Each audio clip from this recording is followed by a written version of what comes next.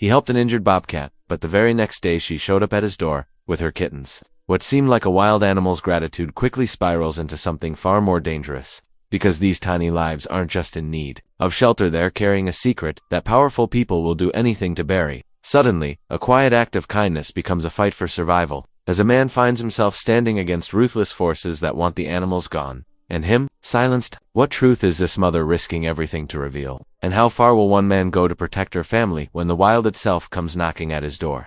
Before we dive in, drop a quick hello in the comments. Maybe your name, maybe your city. Every reply reminds me, this isn't just my voice, but our space. The late afternoon sun filtered through the dense canopy of pine trees, casting long shadows across Caleb Danner's weathered workshop. His calloused hands moved with practiced precision as he guided a piece of cedar through his planer. The machine's steady hum, a familiar comfort in his solitary world. Wood shavings collected at his feet like autumn leaves, filling the air with their sweet, earthy scent. At 43 years old, Caleb had mastered the art of being alone. His small cabin, nestled deep in the woods, was exactly how he liked it, far from the noise and complications of town life. The closest neighbor was 3 miles away, and that suited him just fine. Years of grief and betrayal had taught him that solitude was safer than trust, silence more reliable than promises. He switched off the planer and brushed the sawdust from his flannel shirt. Studying the smooth surface of the wood beneath his fingertips, the piece would make a fine dining table for someone in town, someone he'd deliver it to with minimal conversation, take his payment, and return to his sanctuary. The setting sun signaled his usual evening routine. Caleb stepped out of his workshop, pulling his worn jacket closer against the cooling air. He always walked the perimeter of his property before darkness fell, checking for any fallen trees or signs of trespassers. These walks were more habit than necessity, but they gave structure to his days. The forest was quiet, except for the occasional cry of a chickadee or the rustle of wind through the trees.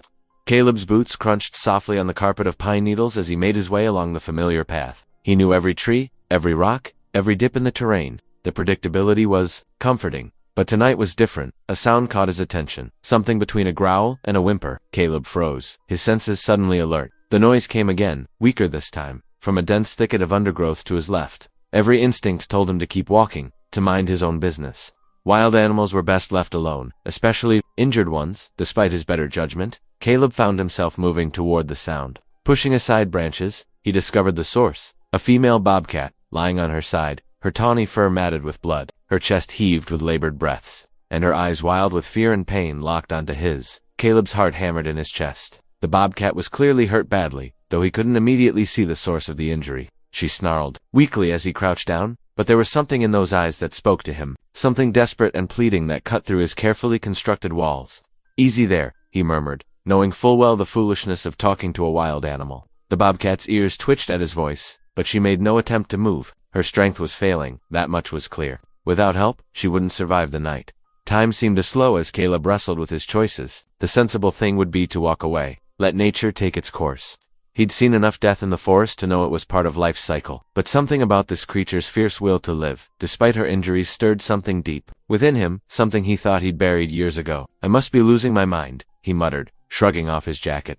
The bobcat watched him warily as he slowly, carefully approached. Her growl was barely audible now, more of a vibration than a sound. Using his jacket as a makeshift stretcher, Caleb gently tried to slide it under her body. The bobcat snapped weakly at his hands, but her movements were uncoordinated. Up close, he could see the wound now, a deep gash along her side, possibly from a fight with another predator or a run-in with human equipment. The blood had mostly clotted, but the injury was severe. With painstaking care, Caleb managed to wrap the jacket around the wounded animal. She was surprisingly light in his arms, her body trembling against his chest as he lifted her. The walk back to his workshop seemed longer than usual, each step measured to avoid jostling his unusual patient. Inside the workshop, Caleb cleared his workbench with one arm, sending tools and wood scraps clattering to the floor. He laid the bobcat down as gently as possible, her rapid breathing the only sound in the suddenly too quiet space. Under the bright shop lights, the extent of her injuries became clearer and more daunting. "What am I doing?" he asked himself, running a hand through his graying hair. But even as he questioned his actions, he was already moving to gather supplies. Clean rags, his first aid kit, a bottle of antiseptic he kept for workshop accidents. It wasn't much, but it would have to do. The bobcat's eyes followed his every movement, but she seemed to have accepted, or perhaps was too weak to resist his presence. As Caleb began cleaning the wound, he found himself talking softly, the way he used to talk to his dog before she passed away 5 years ago. "You're in quite a mess, aren't you?" he murmured, carefully dabbing at the dried blood. "But you're tough. I can see that." The bobcat's ear twitched, and for a moment, Caleb could have sworn she was actually listening. Working methodically, he cleaned the wound as best he could, applied antiseptic, and fashioned a crude bandage. From clean gauze, throughout the process, the bobcat remained surprisingly still, only occasionally tensing when his ministrations caused additional pain. Whether it was from weakness or some kind of understanding, Caleb couldn't be sure. That as he worked, the sun fully set outside, leaving the workshop illuminated only by the harsh fluorescent lights overhead. The familiar space felt different somehow, transformed by the presence of this wild creature that had unexpectedly entered his life. The tools and wood that usually brought him comfort seemed suddenly peripheral to the life-and-death drama playing out on his workbench. When he finally finished, Caleb stepped back to survey his handiwork. The bandage wasn't pretty, but it would help prevent infection and give the wound a chance to heal. The bobcat's breathing had steadied somewhat, though her eyes were now half closed with exhaustion. "You can stay here tonight," he found himself saying, amazed at how quickly he'd accepted this bizarre situation. "Just don't make me regret this decision." He gathered some old blankets from a storage cabinet and created a makeshift nest around the animal, careful to give her space while still providing warmth. The bobcat watched him through slitted eyes, but made no protest as he arranged the bedding around her. Standing there in his workshop, looking at the wounded wild animal he'd inexplicably chosen to help, Caleb felt something shift inside him. It had been years since he'd allowed himself to care about anything beyond his daily routine. Years since he'd taken a risk that didn't involve wood and tools. The weight of that realization settled over him like a heavy blanket. The bobcat's eyes finally closed completely, her breathing deep and regular now. Caleb pulled up his old shop stool and sat down, knowing he wouldn't be sleeping in his bed tonight. Someone needed to keep watch, to make sure the animal didn't take a turn for the worse. And somehow, without quite meaning to, he had become that someone. As the night settled in around them, Caleb listened to the soft breathing of his unexpected guest, wondering what tomorrow would bring. He had no illusions about domesticating a wild animal. That wasn't his intention. But for now, in this moment, he had chosen to help rather than turn away. And that choice, simple as it seemed, felt like the first step on a path he hadn't even known he was looking for. The workshop's familiar sense of wood and varnish mingled with the wild, earthy smell of the bobcat. Caleb leaned back against his tool cabinet, preparing for a long night of vigilance. Whatever happened next, he knew his carefully ordered world had already begun to change. And surprisingly, for the first time in years, that thought didn't fill him with dread. The morning sun painted golden streaks across Caleb's workshop floor as he sipped his black coffee, mind-wandering to the wounded bobcat he'd tended the night before. He'd left her in the workshop, nestled in an old blanket, with water and some leftover chicken nearby. But when he'd checked at dawn, she was gone. Only a small depression in the blanket remained where she had lain. Better this way, he muttered to himself, though an unfamiliar emptiness tugged at his chest. The quiet of his solitary life settled back around him like a familiar coat.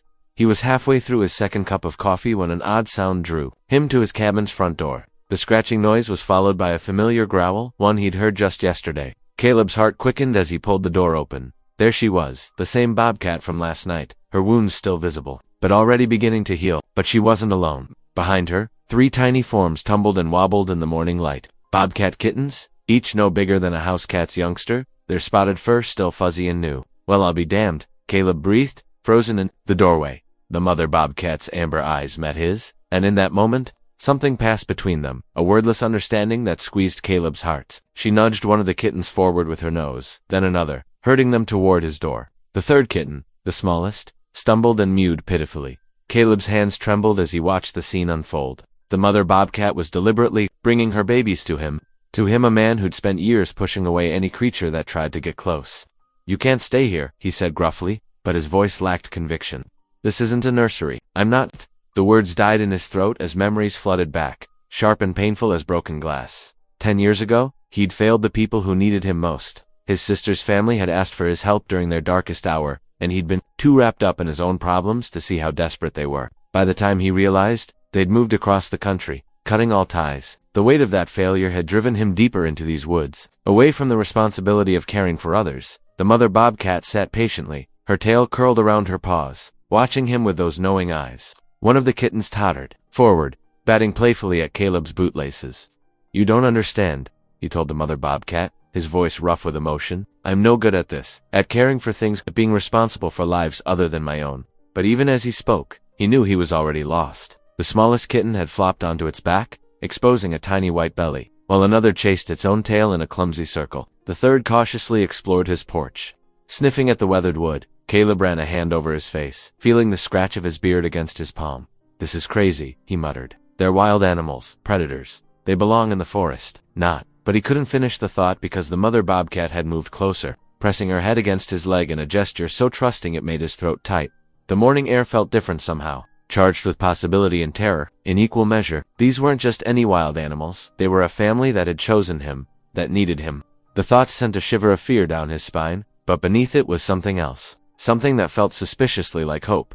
With hands that shook slightly, Caleb knelt down to get a better look at the kittens. They were beautiful in their wild way, all spotted fur and oversized paws they hadn't grown into yet. The mother bobcat watched calmly as he examined her babies, her trust in him both touching and terrifying.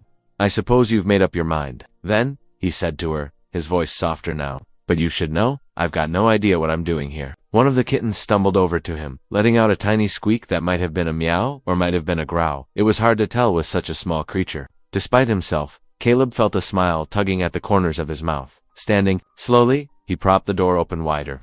The mother bobcat immediately understood, shepherding her kittens toward the entrance. They moved as a unit, a little family finding their way into his space, into his life. "Ground rules," he said firmly, though he knew they couldn't understand. "No clawing the furniture. No bringing in dead things.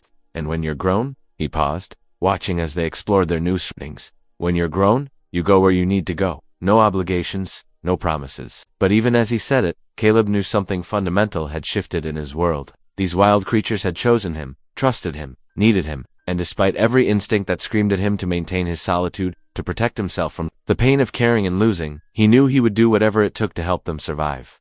The mother bobcat settled herself in a patch of sunlight streaming through his window, her kittens tumbling around her. She looked at him once more, and Caleb could have sworn he saw gratitude in those amber eyes. "All right then," he said quietly, more to himself than to them. "All right, we'll figure this out together." The spring morning dawned crisp and clear as Martha Jennings peered through her binoculars from her back porch. Living on the edge of the forest had always given her plenty of wildlife to observe, but what she saw near Caleb Danner's property made her weathered hands tremble. "Harold," she called to her husband inside, "you won't believe what that strange Danner man's got living on his land now." The bobcat family had settled into a routine, venturing closer to Caleb's cabin each day. The mother would lead her kittens through their daily lessons in hunting and survival, while Caleb watched from a respectful distance, making sure they remained safe. He hadn't planned on anyone noticing his unusual guests, but word spread through the small town like wildfire. By noon the next day, the local diner buzzed with concerned voices. "Did you hear about the wild cats up at Danner's place? I heard they're as big as wolves. What if they come after our pets? Our children?" Sarah Miller, who worked the counter at the diner, listened as each customer added their own embellishments to the story. "My cousin's friend said he saw that hermit Danner feeding them right out of his hand," one regular claimed, stirring his coffee with nervous energy. "Man's gone completely off his rocker, living all alone up there." The whispers grew louder, fears escalating with each retelling. Parents began keeping their children indoors after school. Farmers checked their livestock more frequently. The peaceful coexistence that Caleb had found with the bobcats was being twisted into something dangerous and threatening. It was during this wave of growing unrest that Gerald Pike saw his opportunity. The land developer had been trying to push through his luxury resort project for months, but environmental concerns and local resistance had stalled his plans. Now, dressed in an expensive charcoal suit that seemed out of place in the humble diner, Pike held court at the largest table. "Friends," he addressed the gathered crowd, his voice smooth as honey but eyes sharp as flint. "I understand your concerns. These are dangerous predators we're talking about. Who knows what could happen if they're allowed to establish a territory here." Pike pulled out glossy blueprints from his leather briefcase, spreading them across the table. "My resort project would solve this problem. We'd clear this section of forest, create a safe, controlled environment. No more worrying about wild animals threatening your families." The townspeople leaned in, drawn by Pike's confident manner and promises of progress. He painted a picture of economic growth, job opportunities, and most importantly, security. What he carefully avoided mentioning was his history of similar developments that had destroyed natural habitats and his connections to illegal wildlife trafficking. "But what about Danner?" someone asked. "He won't just let you drive them out." Pike's smile tightened just slightly. "Mr. Danner's behavior is exactly the problem. What kind of person encourages dangerous predators to live near a populated area? He's putting everyone at risk with his unusual attachment to these animals." The murmurs of agreement grew stronger. Pike had struck the perfect chord, transforming Caleb from a harmless recluse into a threat to public safety. He distributed business cards and pamphlets about his resort project, carefully cultivating support while stoking fears about the bobcats. Meanwhile, Caleb remained unaware of the storm brewing in town. He was focused on the mother bobcat, who had started teaching her kittens to hunt in the clearing near his workshop. He watched as she demonstrated stalking techniques, her patience with her clumsy offspring touching something deep within him. The peace was shattered when a truck roared up his dirt driveway, spewing gravel. Caleb recognized the vehicle. Belonged to Tom Wesley, whose farm bordered his property to the south. The farmer's face was red with anger as he stormed toward Caleb. "You've got some nerve, Danner," Tom shouted, jabbing a finger in Caleb's direction. "Those killer cats of yours got into my chicken coop last night, lost 3 of my best layers." Caleb stood his ground, knowing the Bobcat family had been nowhere near Tom's farm. "That's impossible, Tom. I've been watching them. They haven't left my property. Called the game warden already," Tom spat. "That developer Pike's right about you. You're a menace to this community, harboring dangerous animals. Won't be long before they go after something bigger than chickens." As Tom's truck disappeared down the drive, Caleb felt the weight of what was happening settle onto his shoulders. The mother Bobcat emerged from the undergrowth, watching him with those knowing eyes that had first captured his heart. One of her kittens poked its head out beside her, ears twitching curiously. Looking at them, Caleb realized his simple act of compassion had painted a target on both their backs and his own. Pike was using the Bobcats as scapegoats, manipulating the town's fears to clear the way for his development. The quiet life Caleb had built for himself was being threatened. Not by the wild animals he'd helped, but by the greed and fear of people. That evening, as Caleb sat on his porch watching the Bobcat family settle into their evening routine, he could hear vehicles passing on the distant road more frequently than usual.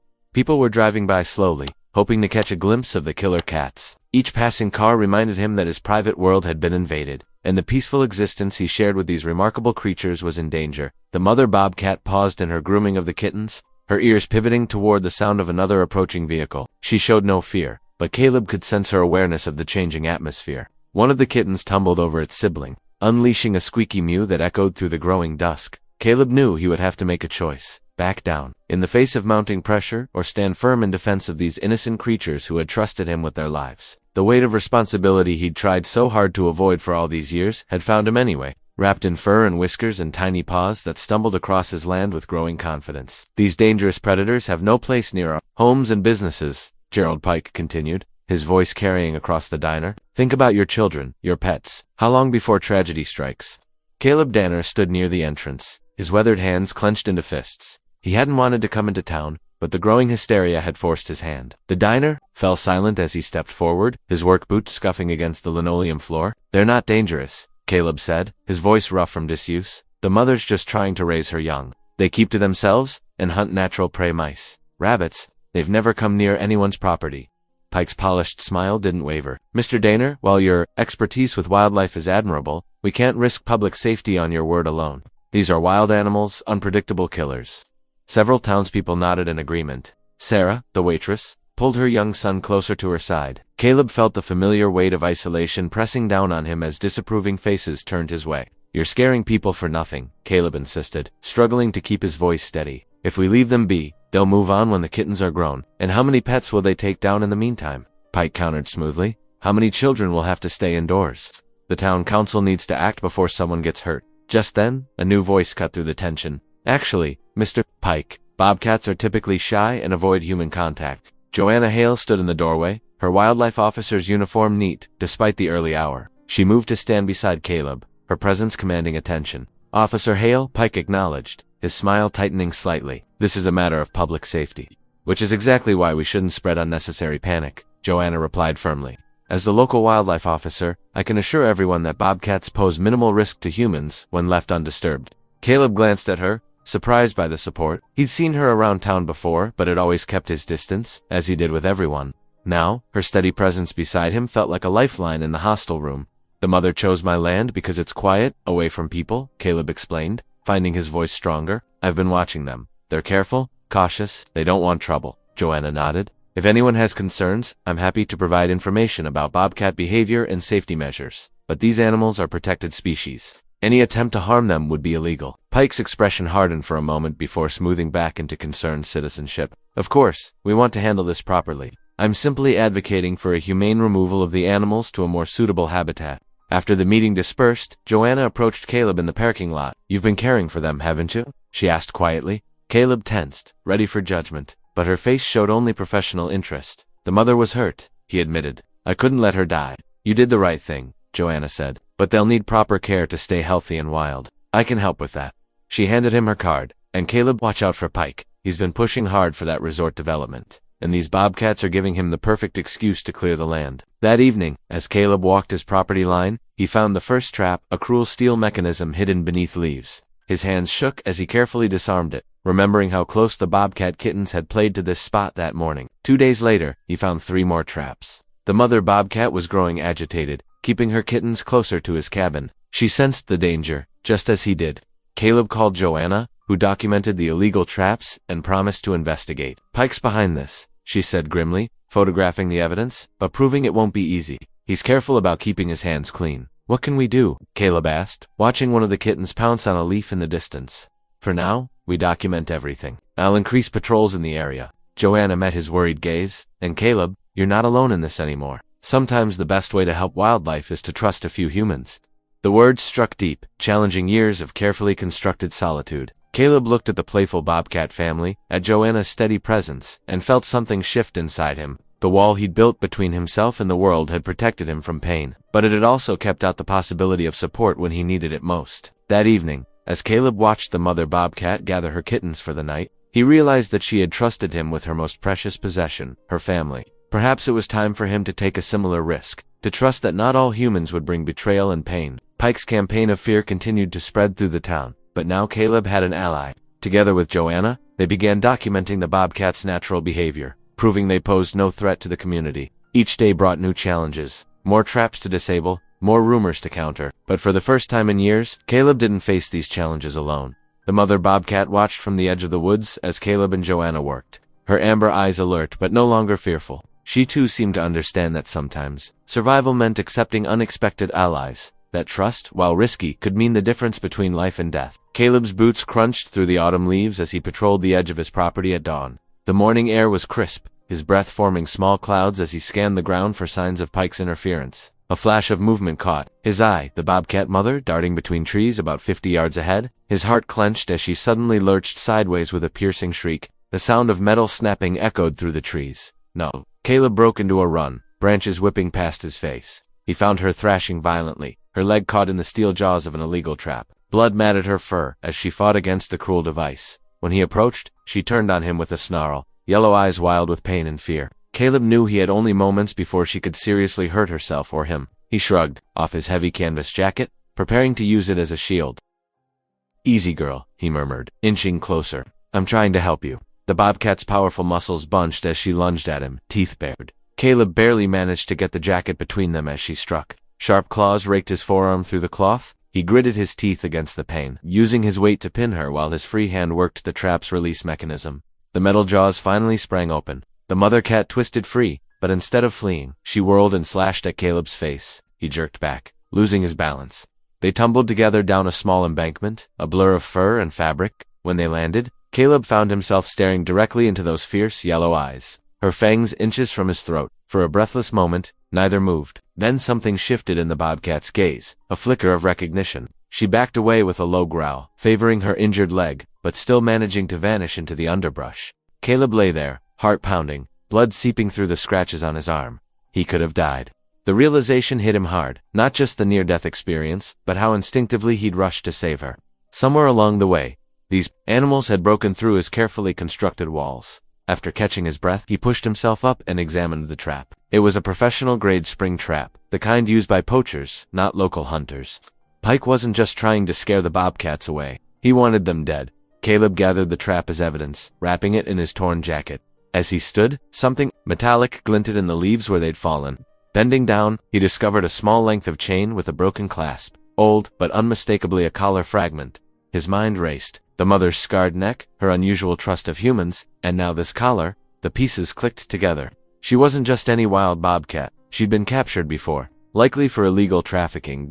Over the next few hours, Caleb searched the area methodically, finding 2 more traps and additional evidence. More collar fragments, an old tag with partial numbers that matched known trafficking patterns. His hands shook as he documented everything with his phone's camera. When he finally returned home, he spread his findings on the workshop table. The mother bobcat's scars matched perfectly with the type of restraints used in illegal exotic pet trade operations. Operations that, according to newspaper archives he found online, had been particularly active in this region 5 years ago. One name kept appearing in the old articles: businesses suspected of being fronts for wildlife trafficking, all linked through shell companies to a familiar figure, Gerald Pike, before he'd rebranded himself as a legitimate developer. Pike had been investigated multiple times for wildlife crimes, though charges never stuck. Caleb stared at the evidence before him, his throat tight with anger. The mother Bobcat wasn't just running from current threats. She was a survivor of Pike's past crimes, and her presence threatened to expose his carefully buried history. An urgent knock at his door startled him.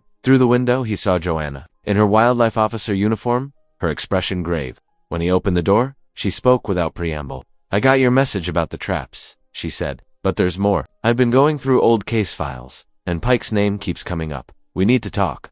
Caleb nodded, gesturing her inside. "I've found some things too," he said quietly, leading her to his workshop. Things that explain why Pike is so desperate to get rid of these Bobcats. Together, they began piecing together the full scope of Pike's corruption, knowing that the evidence they held could finally bring his crimes to light. If they could keep the Bobcat family alive long enough to expose the truth, the wounds on Caleb's arm throbbed as he shared his discoveries, a physical reminder of how much was at stake. The mother Bobcat had trusted him twice now with her life. He wouldn't let her down, not when her presence could help prevent Pike from hurting more animals in the future. After treating the mother Bobcat's wounds back at his workshop, Caleb knew he needed help to take on Pike. He called Joanna, and within an hour, her green wildlife service truck pulled up his gravel driveway. "Look at this," Caleb said, spreading out photos he'd taken of the mother Bobcat's old scars on his worn kitchen table. "These marks around her neck, they're from a collar, probably used in illegal trafficking." Joanna leaned in, her experienced eyes narrowing.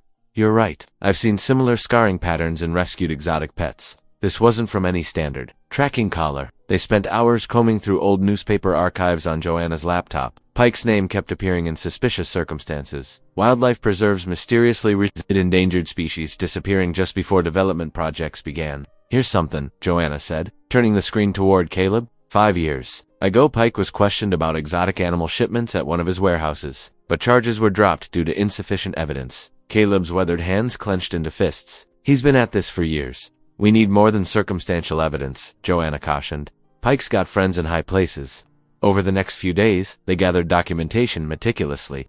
Joanna accessed wildlife service records showing unusual patterns of exotic animal movements coinciding with Pike's development projects. Caleb photographed every trap he found, marking their locations on a map. But Pike wasn't idle. One evening, Caleb noticed unfamiliar tire tracks near his property line. The next night, he heard engines idling in the distance. Dark figures moved through the trees, visible only by their flashlight beams. "They're watching the property," he told Joanna over the phone. "Pike's hired muscle. Be careful," she warned. "Pike's desperate.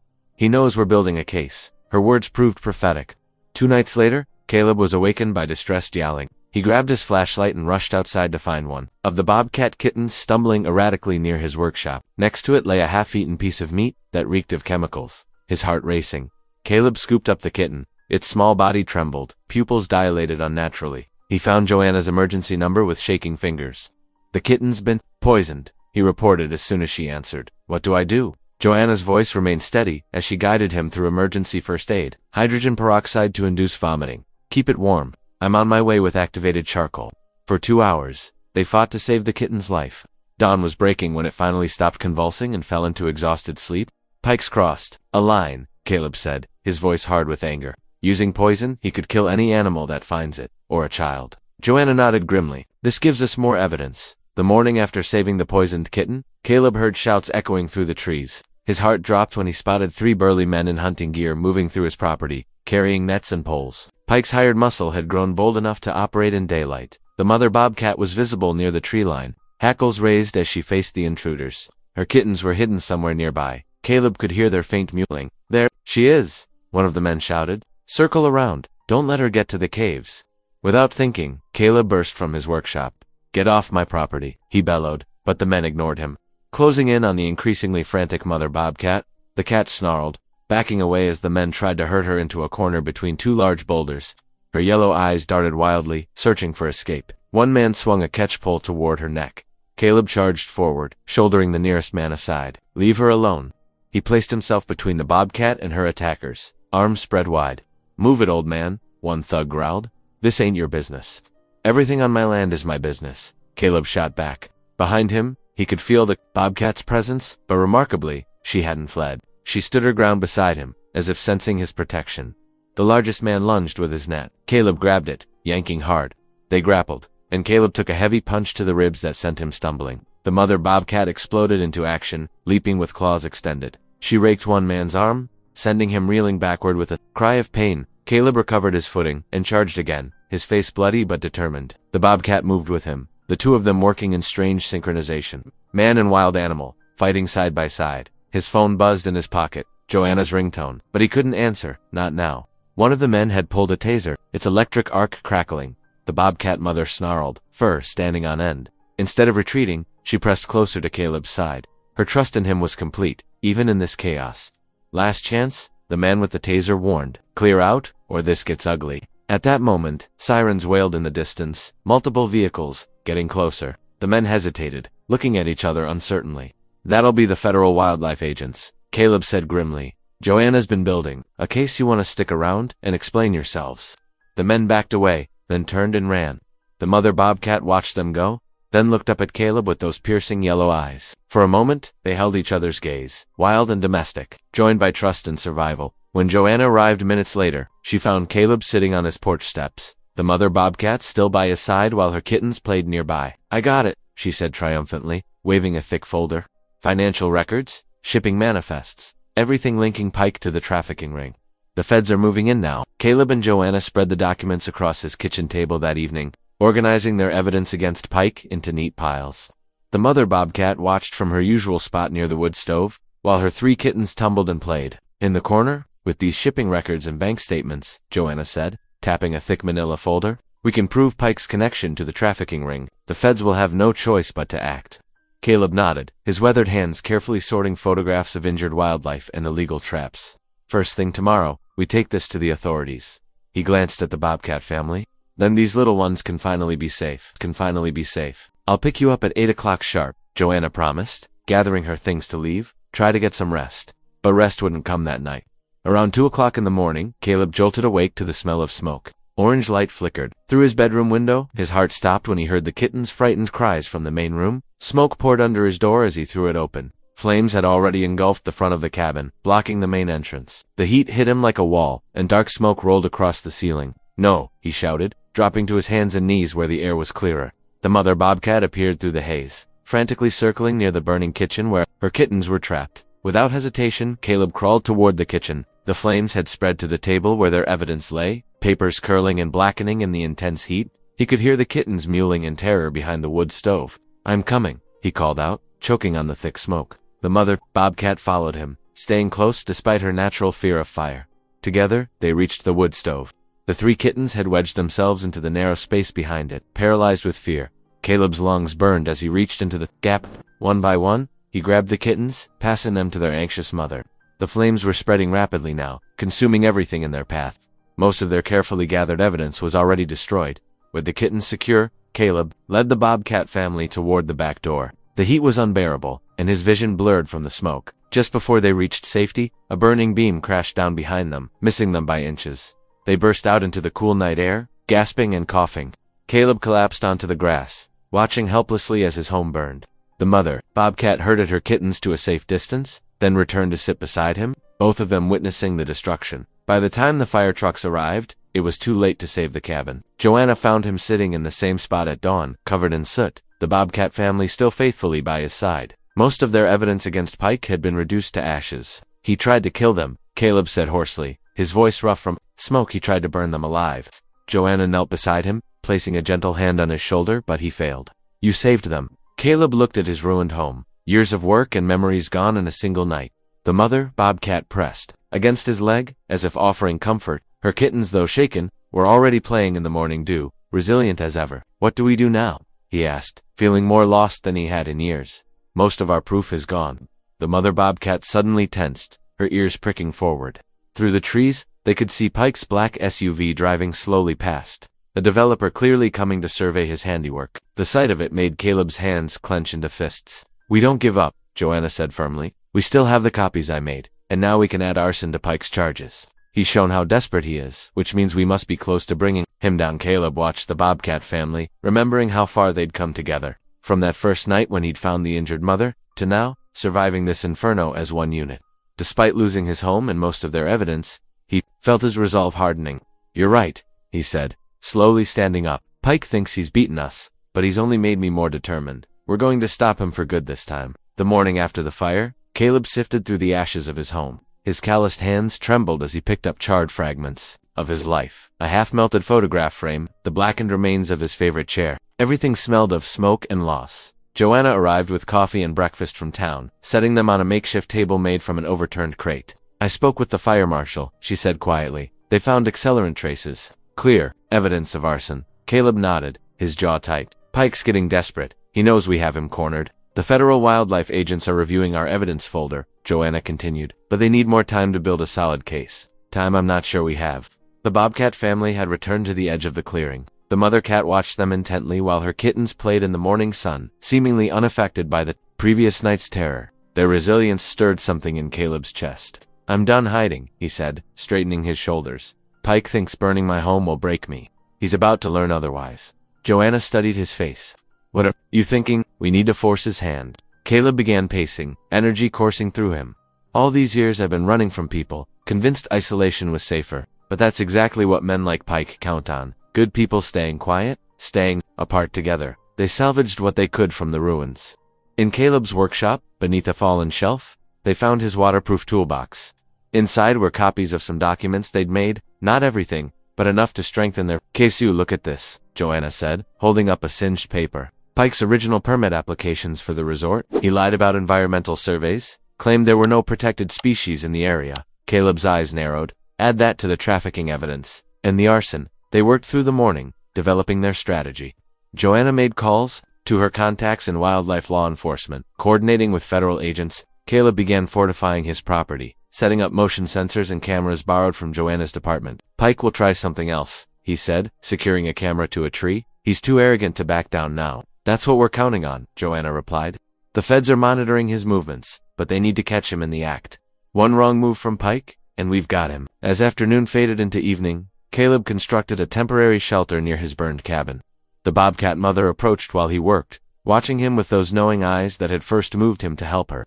Her trust had changed him, awakened something he'd thought long dead. I won't let you down, he promised her softly. Any of you. Joanna returned with supplies and news. Pike's been making calls all day. My sources say he's agitated, planning something big. Good, Caleb said, checking the battery on a spotlight. Let him come. They set up a command center in Joanna's truck, monitoring the camera feeds. The night grew deep around them. Cricket songs filling the darkness. Caleb felt different than he had just days ago, no longer the man who hid from the world. Pike's attempt to destroy him had instead burned away his fear, leaving steel behind. I've spent years letting my past control me, he told Joanna, as they watched the monitors. Convinced myself I was protecting my heart by keeping everyone out, but all I did was let men like Pike win. Joanna squeezed his arm gently. Sometimes, it takes losing everything to find what really matters. The Bobcat family settled into their new den, a secure space Caleb had prepared beneath his temporary shelter. He watched them through the cameras. These wild creatures who had somehow broken through his walls and taught him to care again. Whatever Pike tries next, Caleb said, his voice firm with conviction, he'll find out I'm not the same man he thought he could intimidate. We're bringing him down for the Bobcats, for the forest, for everyone he's hurt. As night deepened, they maintained their vigil. Caleb was no longer running, no longer hiding. He had become what the Bobcats needed, what the whole forest needed, a protector, a fighter, someone willing to stand against corruption and greed. The evidence was prepared. The authorities were ready. All that remained was to weather whatever storm Pike would bring, and Caleb found himself welcoming it. Sometimes, he realized, you had to lose your shelter to find your strength. Dawn broke over the forest with golden fingers of light, when 3 black SUVs rolled up Caleb's dirt driveway. Federal agents emerged, their badges glinting in the early morning sun. Joanna stood beside Caleb as they presented their evidence to the lead investigator, a stern-faced woman who studied each document with careful attention. This is compelling, the investigator said, examining the singed papers that linked Pike to both wildlife trafficking and the cabin fire. Combined with our ongoing investigation, we have enough to move. Pike's sleek car appeared just then, kicking up dust as it approached. He stepped out looking confident as ever in his expensive suit, but his smile faltered when he saw the federal vehicles. What's the meaning of this? Pike demanded, his face reddening.